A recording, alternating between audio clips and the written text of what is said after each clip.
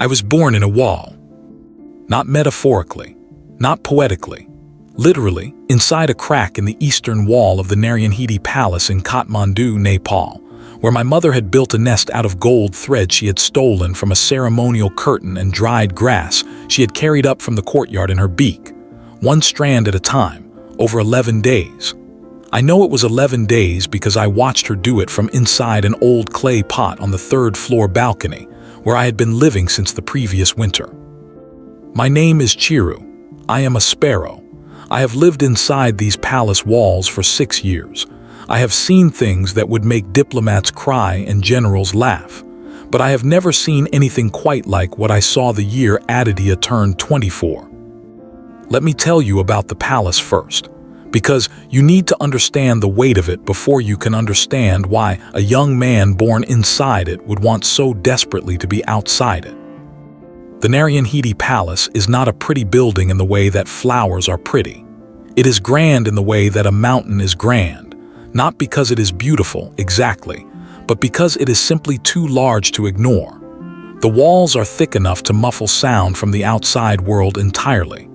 The corridors are long enough that you can walk for 10 minutes in any direction and still not reach a window that shows you the street. The ceilings are high enough that I can fly a full circle inside the main hall without once coming close to a human head. There are 43 rooms that I know of, and probably more that I do not, because there are doors in this palace that have not been opened in my lifetime, and possibly not in the lifetime of the humans either. Aditya lived in a suite of rooms on the second floor, northeast corner, overlooking the main gate. He had a bedroom, a study, a sitting room, a dressing room, and a small private balcony with a wrought iron railing that I had been using as a perch since he was 19 years old. He had never once chased me away. This is how I knew from the very beginning that he was a person worth watching. He was not a king. He was not yet anything official at all. He was the youngest son of a man who had spent 30 years navigating the complicated, exhausting, and occasionally dangerous business of being royalty in a country that was still deciding what royalty even meant anymore. Nepal had abolished its monarchy in 2008.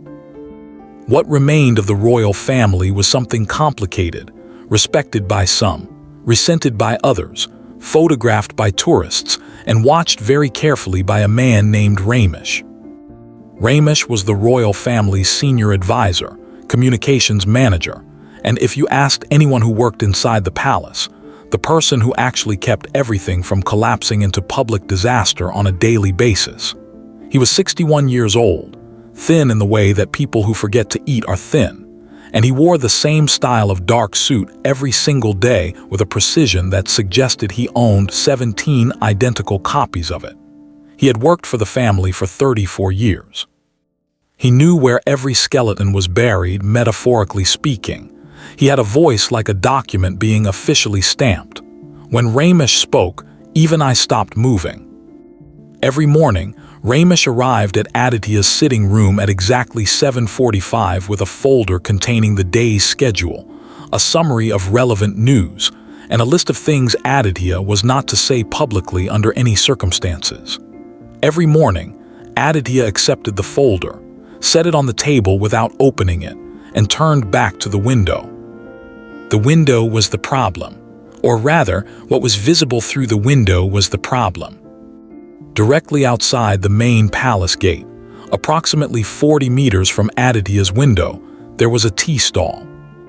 It was not a remarkable tea stall.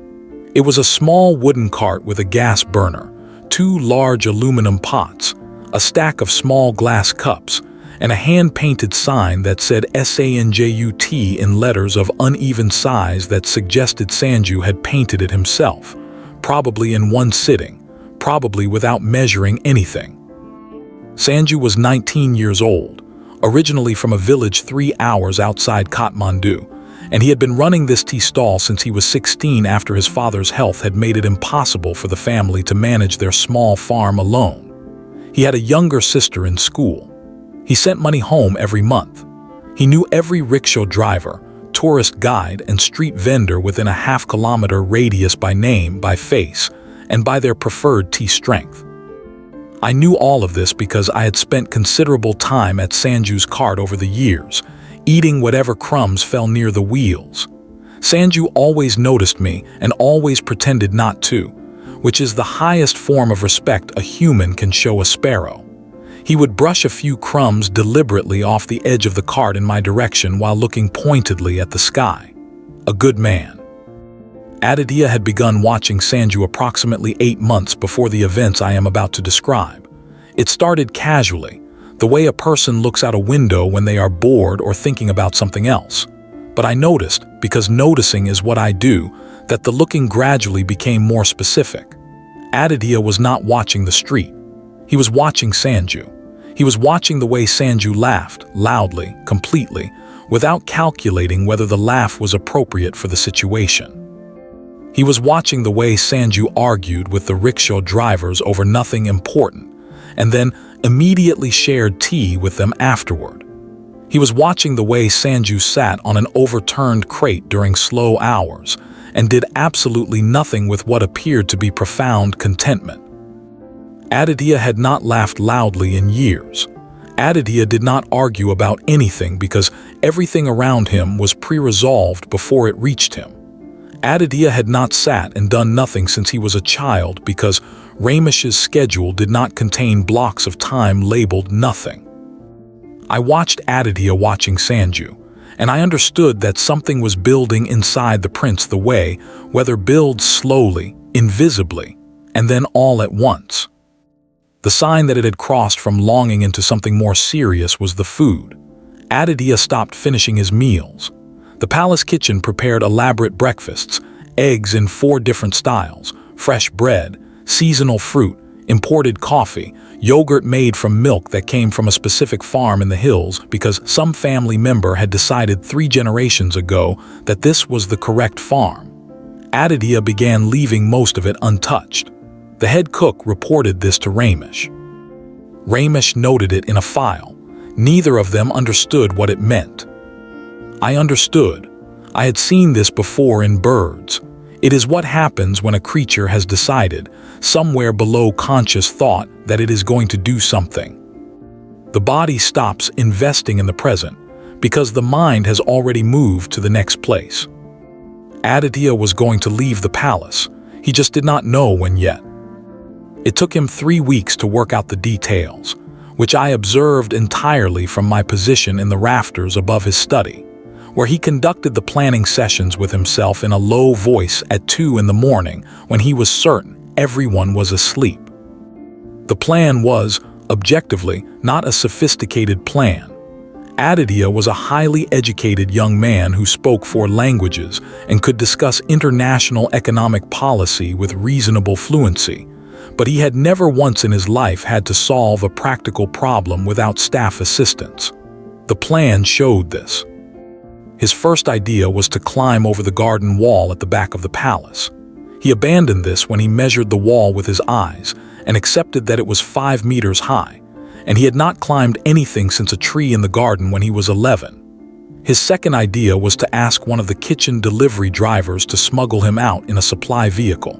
He abandoned this because it required trusting someone who might, reasonably, tell Ramesh immediately in exchange for job security. His third idea was the one that worked, which was also the simplest. He found the youngest, most junior guard on the night rotation, a 20-year-old named Dipesh who had been working at the palace for 4 months and who had a younger brother in medical school. And he offered Dipesh enough money to cover 2 semesters of that brother's tuition in exchange for leaving the small side gate unlocked for 1 hour on a Thursday night and forgetting he had done so. Dipesh thought about it for 6 seconds and said yes. On a Thursday in March at 11:15 at night, Aditya walked out of a side gate wearing dark trousers, a plain jacket, worn sneakers he had ordered online and had delivered to the palace under the cover of athletic equipment, and a wool cap pulled low over his forehead. He had left his phone inside. He was not foolish enough to carry a trackable device, and had taken only cash, a significant amount of it, folded into his jacket pocket. I followed him from above, staying low, moving from rooftop to rooftop in the way that city sparrows learn to do when they need to track something important. Behind us in the palace, Ramesh woke up at 11:45, as he did every night, from what appeared to be a biological alarm system that had nothing to do with any clock, walked the corridor, noticed the light under Aditya's door was off at an unusual angle, opened the door, found the room empty, stood still for approximately 10 seconds, and then did something that surprised even me when I heard about it later. He did not call anyone. He did not alert security. He put on his coat, told the night guard he was stepping out for air, and walked out of the front gate alone, with nothing but his phone and his 34 years of knowing exactly how this family thought, to find the prince before anything happened to him. Aditya reached Sanju's tea stall at 11:30. It was closed, obviously. Sanju worked 6 in the morning to 8 in the evening and maintained strict hours because, as I had heard him explain to a tourist once, rest is also a form of discipline. But the street was alive. Kathmandu at midnight in March is cold and crowded and loud in specific pockets. Around the late dhaba restaurants, around the small gambling corners where card games ran until 3, around the edges of Thamel where tourists who had miscalculated their evening were still looking for somewhere to be. Aditya stood on the pavement outside the closed tea stall and looked around him with the expression of a person who has arrived at a party they were very excited about, and discovered that the party is actually just a room full of strangers doing things they do not understand. His first attempt at ordinary life was purchasing tea from a different open stall nearby. This should have been simple. It was not simple. The stall owner asked him what kind of tea he wanted. Aditya did not know there were kinds. He had always been brought tea. Tea was not, in his experience, a decision. It was something that arrived in the correct form because someone else had already made the decision on his behalf. He stood at the counter for an uncomfortable amount of time before the stall owner, losing patience, simply made him milk tea with 2 sugars, which is what everyone gets when they cannot answer the question. Aditya paid for the tea and then held the small glass cup in a way that was immediately, painfully wrong. He held it at the rim with 2 fingers, the way he held wine glasses, because that was the only way he knew to hold a glass. The glass was small and hot, and this technique was designed for stemmed glassware, not aluminum tea glasses fresh off a gas burner. He burned his fingers. He did not drop the glass.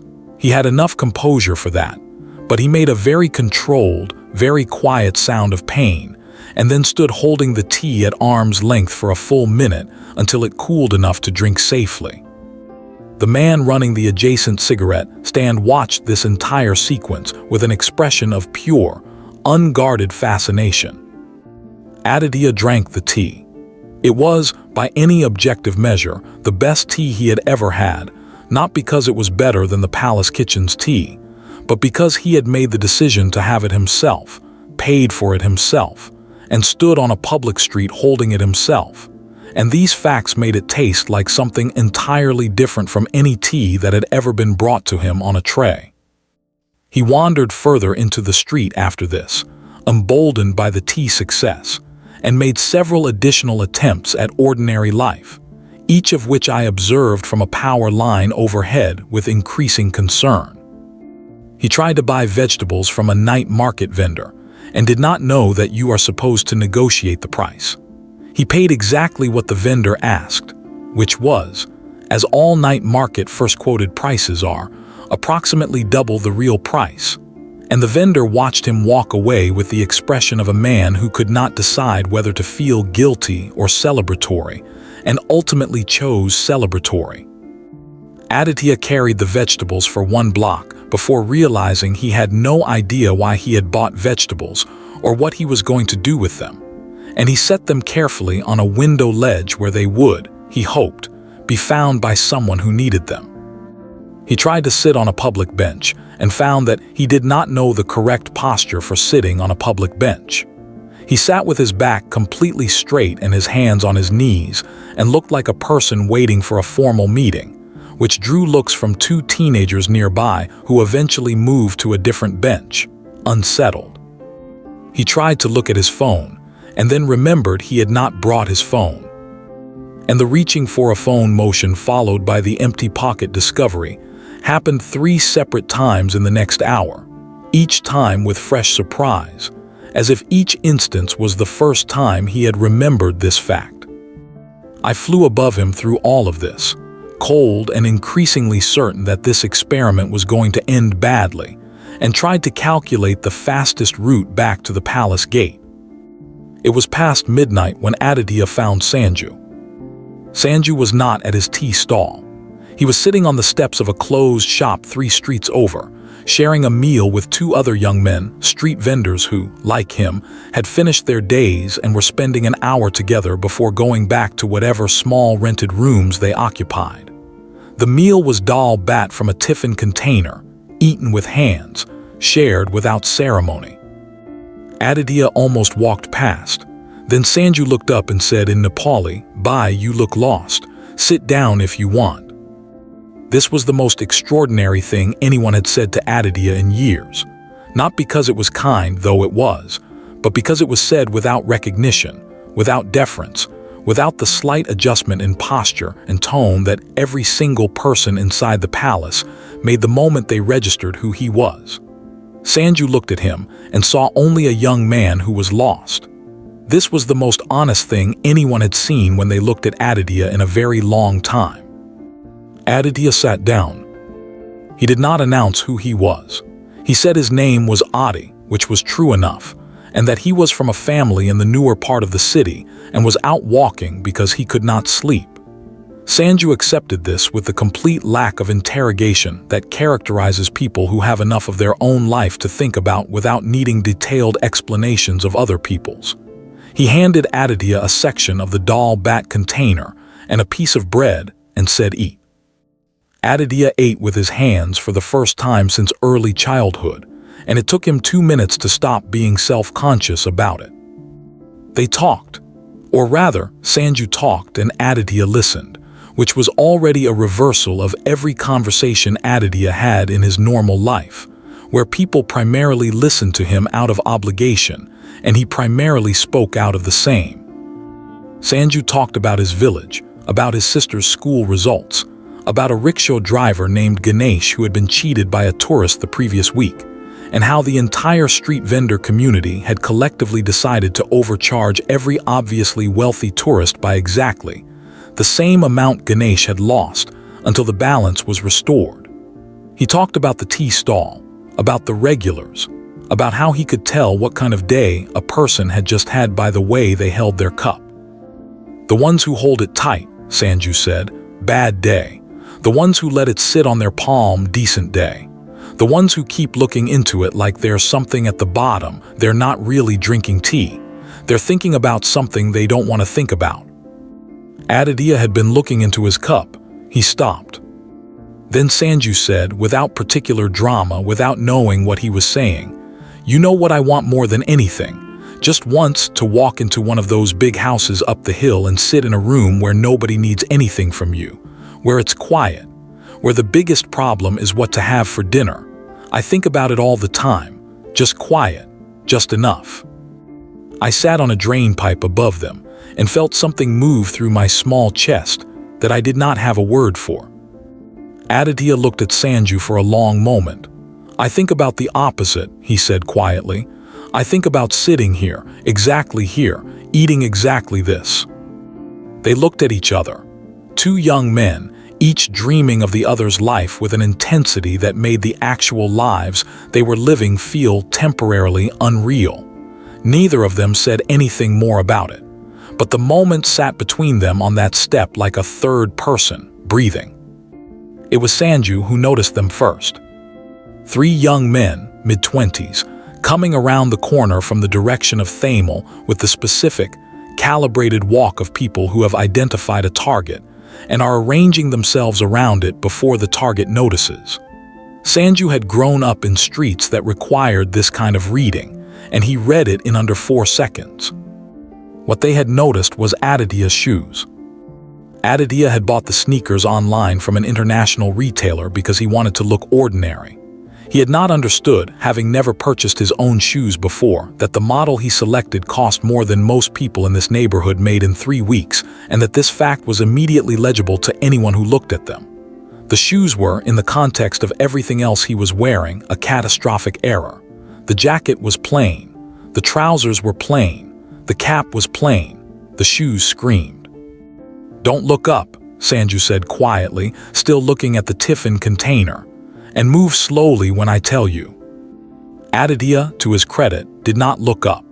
Whatever else his life had failed to prepare him for, he apparently had enough instinct to recognize that the person next to him knew this situation better than he did, and to defer accordingly. This was the single most useful thing his life in the palace had ever taught him: how to be very still when someone with more information was moving. It did not matter. The 3 men were already close, and the one in front, a man with a long jacket and the particular confidence of someone who had done this before, had already said something low and sharp in Nepali that ended with a word that meant expensive.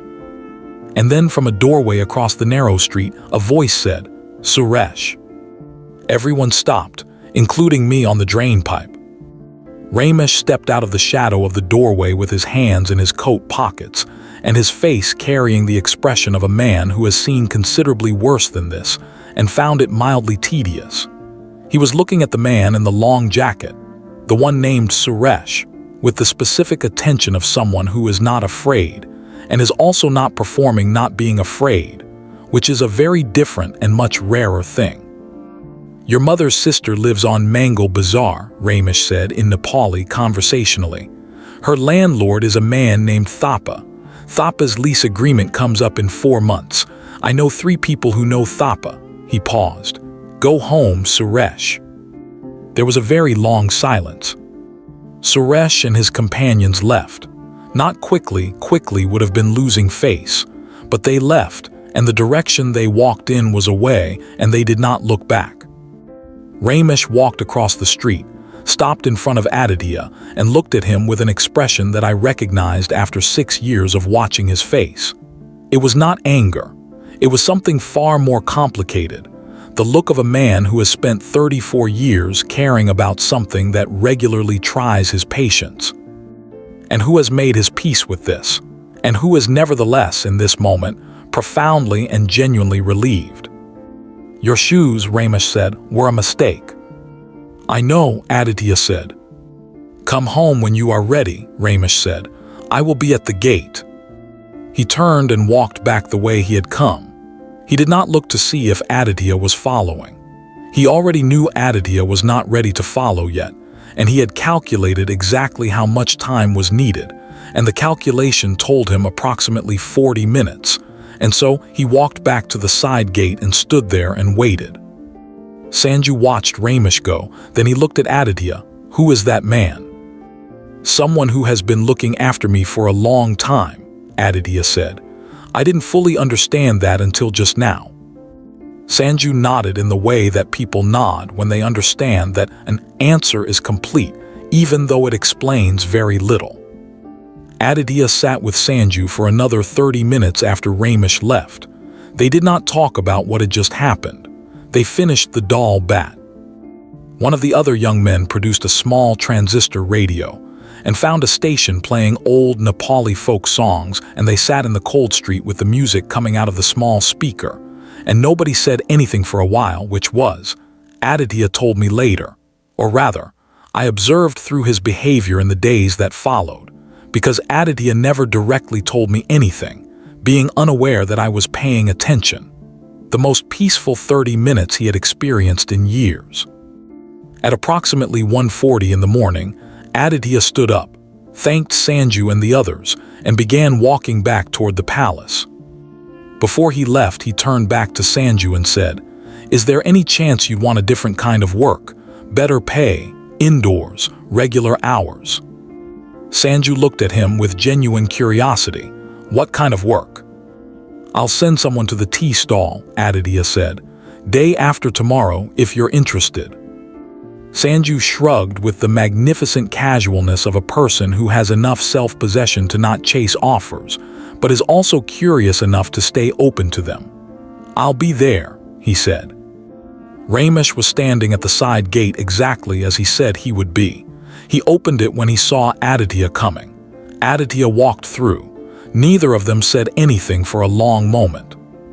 Then Aditya said, "How did you know where I was?"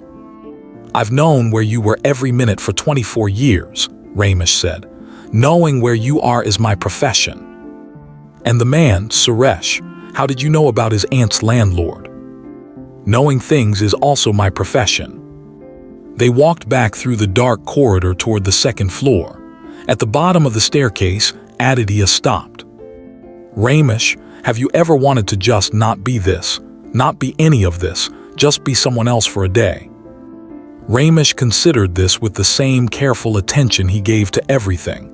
"Once," he said, "when I was about your age, I lasted 4 hours before I came back." "Why?"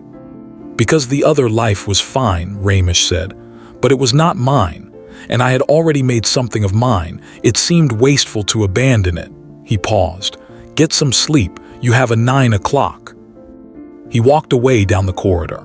I watched him go from the rafter above the staircase, a thin man in a dark suit who had followed a prince through midnight streets alone, without guards, without weapons, with nothing but 34 years of loyalty and a detailed knowledge of a criminal's family rental arrangements. And I thought that Ramesh was, in his specific and complicated way, one of the most remarkable humans I had encountered in 6 years of watching humans very carefully. Aditya came upstairs and sat on the balcony with the wrought iron railing. I was already there on my usual perch. He sat for a long time looking at the empty street where Sanju's tea cart would be in 4 hours, and I sat next to him, and we were both quiet, which is the most honest conversation two creatures can have when they have both just understood something important. In the morning, Aditya called Ramesh and asked him to arrange an employment offer for a young man named Sanju who ran a tea stall outside the main gate. A decent salary, a room in the staff quarters, real work, something in the palace hospitality operations where his social skills would be genuinely useful. Ramesh said he would arrange it. He did not ask why. He already knew why, because knowing things was his profession, and he had been watching Aditya watching Sanju from the palace window